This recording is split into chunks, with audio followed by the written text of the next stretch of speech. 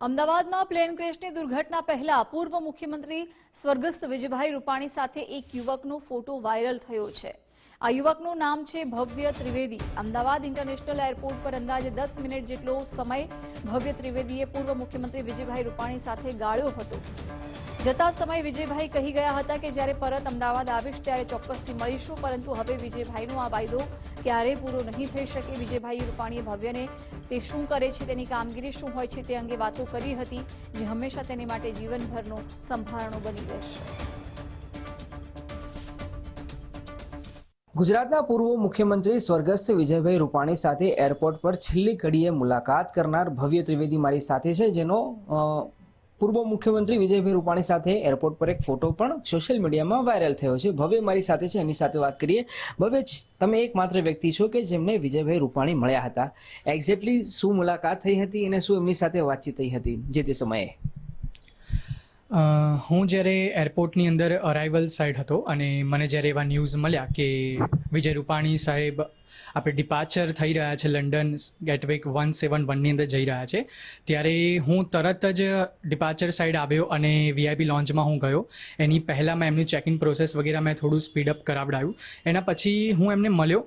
ત્યારે પહેલાં તો હું એ કહીશ કે બહુ જ ડાઉન ટુ અર્થ માણસ છે. જ્યારે હું જ્યારે એમને મળ્યો ત્યારે મને એવું બિલકુલ લાગ્યું જ નહીં કે જે તે સમયે આપણા ગુજરાતના ચીફ મિનિસ્ટર હતા. અને એ ટાઈમે હું તરત ગયો, એમના સાથે વાતચીત કરી અને એ વાતચીતમાં એમને મને જણાવ્યું કે એમના પરિવારને મળવા માટે લંડન જઈ રહ્યા છે.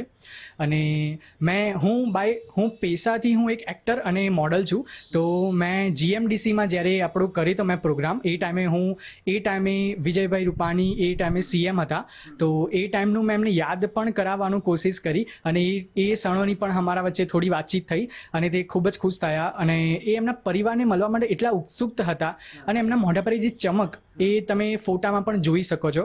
અને જે ક્યુરિયોસિટી હતી એમને બધું જાણવાની, એમને મને બી પૂછ્યું કે હું એરપોર્ટમાં શું ફરજ નિભાવું છું અને એ બધું એમને મને પૂછ્યું. અને અમારી 5-10 મિનિટ વાત થઈ. એના પછી મેં એમને ફોટા માટે પૂછ્યું. તેમણે તરત જ કહી દીધું કે બિલકુલ જ તમે આવી જાઓ. અને મેં આટલા શાંત સ્વભાવ, આટલા ક્યુરિયોસિટી અને જે ચમક એમના ચહેરા પર હતી એ મને આજે પણ યાદ છે. ત્યારબાદ ચેકિંગ પ્રોસેસ પતી. એના પછી અમને બોર્ડિંગ ગેટ સુધી હું એમને ડ્રોપ ઓફ કરવા ગયો.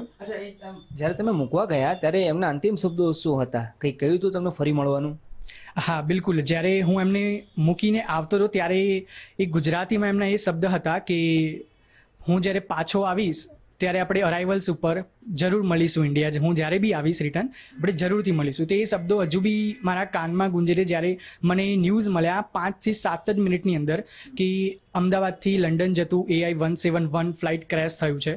અને જ્યારે મને ન્યૂઝ મળ્યા કે એ ફ્લાઇટમાં સવાર દરેક પેસેન્જરમાં ખાલી એક જણ બચ્યું છે, તો હું ટોટલ મ્યુટ થઈ ગયો હતો. મારી બોડી કોઈ રિએક્ટ નથી કરતી. હું એ જ વિચારતો હતો કે જે માણસની સાથે હજુ મેં 5 મિનિટ, અડધો કલાક પહેલાં એક ફોટો લીધો, 5 મિનિટ પહેલાં હું જેમને ડ્રોપ ઓફ કરીને આવ્યો છું, એ માણસ આજે આ દુનિયામાં નથી રહ્યો. અને એ જ રીતે આ ફોટો જે મેં ક્લિક કર્યો એ ગ્રાઉન્ડ લેવલે ખાલી હું છું કે જેમની સાથે વિજય રૂપાણી સરનો છેલ્લો ફોટો છે.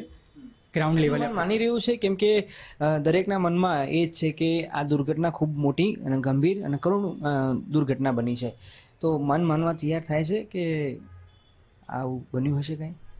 બિલકુલ જ નથી થતી. હું જ્યારે હજુ બી ગેલેરીમાં ફોટો હું જ્યારે ખોલીને દેખું છું ત્યારે એ જ વિચાર આવે છે કે આ શક્ય બની જ ના શકે. હજુ વિજય રૂપાણી સર હજુ બી લંડનમાં જ છે અને આવશે.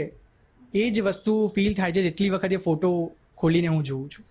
આખી જિંદગીભર તમારા માટે મેમરી બની રહેવાની મતલબ? તો ચોક્કસ. કેમ કે ગુજરાત અને ગ્રાઉન્ડ લેવલે હું જ એક એવો માણસ હતો જેમની સાથે વિજય રૂપાણી સાહેબે છેલ્લો ફોટો પડાવ્યો. ધન્યવાદ અમારી સાથે વાત કરવા બદલ. તો હતા ભવ્ય કે જેમને એરપોર્ટ પર 10 મિનિટ કરતાં વધારે મુલાકાત કરી હતી અને એ મુલાકાત દરમિયાન એમને ફોટો પણ પડાવ્યો હતો. અને આખી 10 મિનિટ કયા પ્રકારની હતી એ અનુભવ ભવ્યએ ગુજરાત ફર્સ્ટ સાથે વાગોડ્યા. કેમેરા પર્સન યોગેશની સાથે અર્પિત દરજી, ગુજરાત ફર્સ્ટ, અમદાવાદ.